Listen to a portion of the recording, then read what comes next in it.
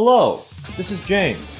Today we are doing Chemicritters. This is the replay version. If you already saw the live version and you are coming back for more James Gemini action, thank you very much.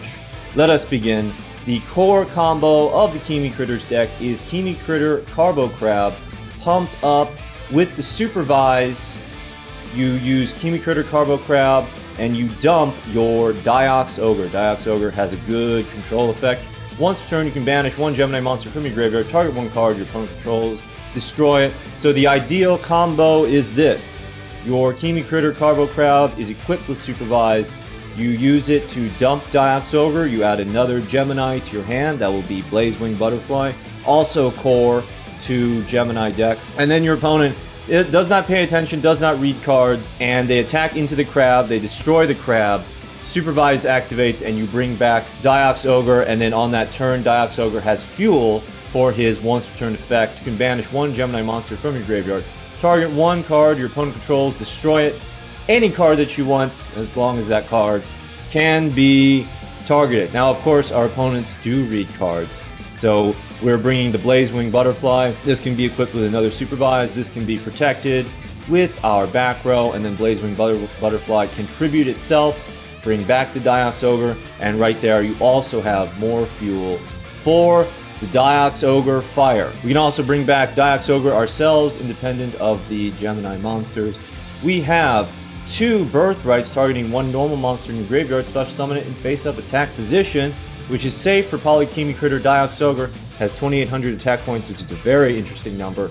It is equal to a masked hero Anki, so for Anki to destroy a Dioxogre in attack position, Anki would have to destroy itself. And also, the Swing of the Memories, special summon one normal monster from your graveyard. It is destroyed during the end phase of this turn, so you can bring back the Boss Man for one turn, but maybe that's the only turn you need.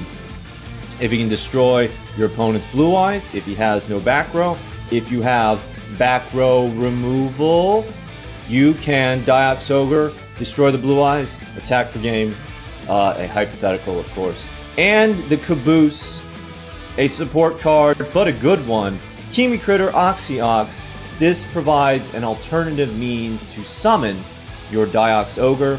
When it's Gemini summoned, you can simply summon your special summon Dioxogre from your hand.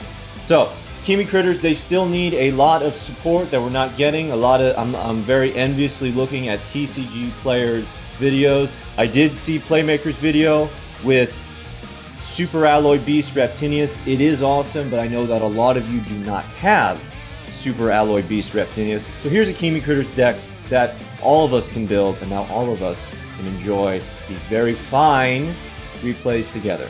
Here we are going first against Aster Phoenix, and does Aster Phoenix bring the might of the Masked Heroes to us with the balance skill? I don't think so, because Masked Heroes are all about those fast plays and not messing around with traps.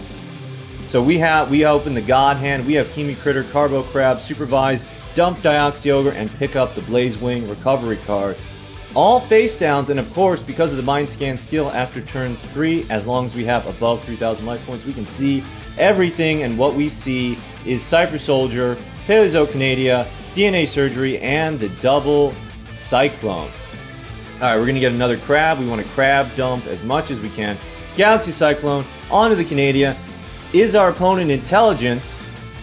They are not. They activate the Canadia onto the Crab and also destroy the Supervise. That lets us bring out our Dioxogre. We have not yet used our normal summon. Dioxogre activates and the opponent surrenders quickly. Here we're going first, and we must face the fiercest of foes. We must face the creator himself, ourselves, Maximilian Pegasus, and he has balance. We have Mind Scan. This is not Masked Heroes. I am certain of it now. Masked Heroes do not run the balance skill.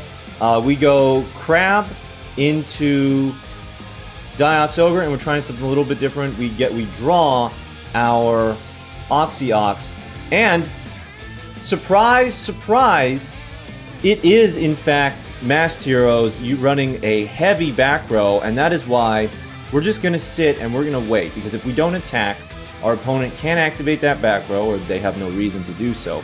And so we're just going to wait. We're going to get our draws. We're going to set up our Dioxogre for the maximum possible amount of success, because the opponent cannot bring the Anki to bear with the back row all nice and bricked up. And there we have 2 Dioxogres ready to go to work.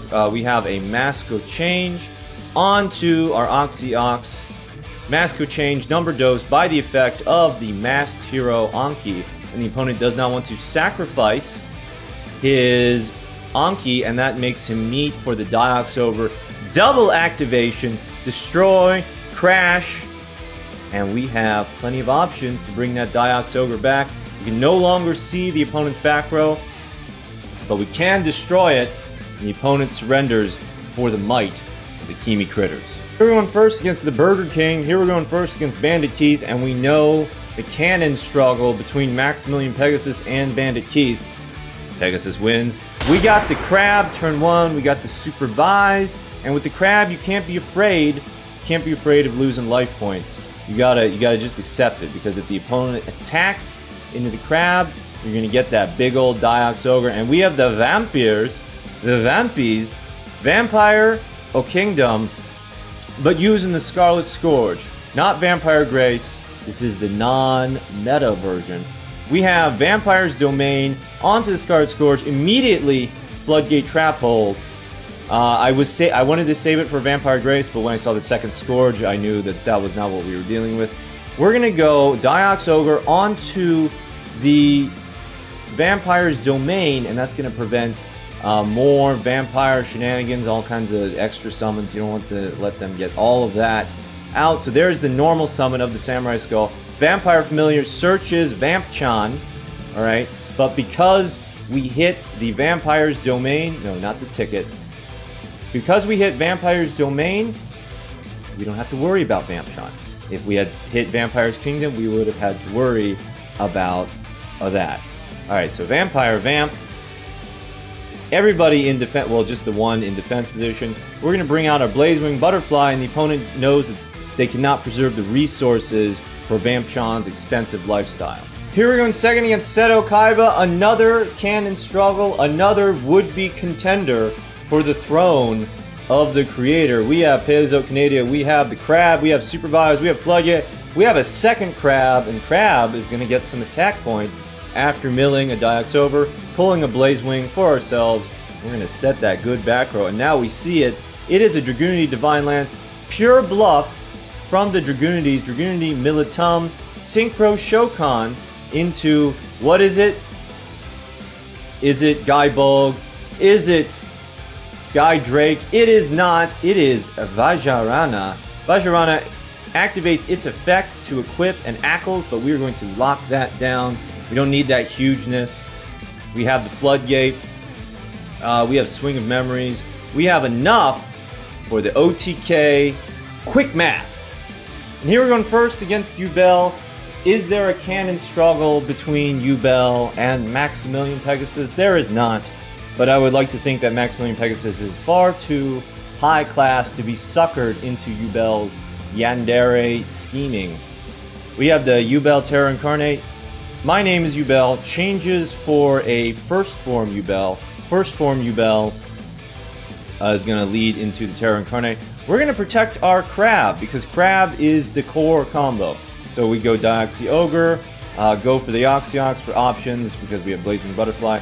We have to destroy the Yaksha. There's no getting around it. You can't prevent them from getting out Terra Incarnate. Their whole deck is about getting to Terra Incarnate. The only thing you can do is manage the situation as best you can. So Terra Incarnate is just going to continuously blow up our field, and this is going to be a long one, folks. So we have the Birthright, and I play that Oxy Ox. So what I want is I want fuel. This is what I'm playing for. I want fuel for my Dioxogre, and I also don't want my life points to be damaged so much. Alright, so we hit the Terra Incarnate. Now, this was the move here was Swing of Memories, force the Terra Incarnate into the Ultimate Nightmare, and then Dioxogre is no longer on the field for Ubel Ultimate Nightmare to attack into, to attack our life points.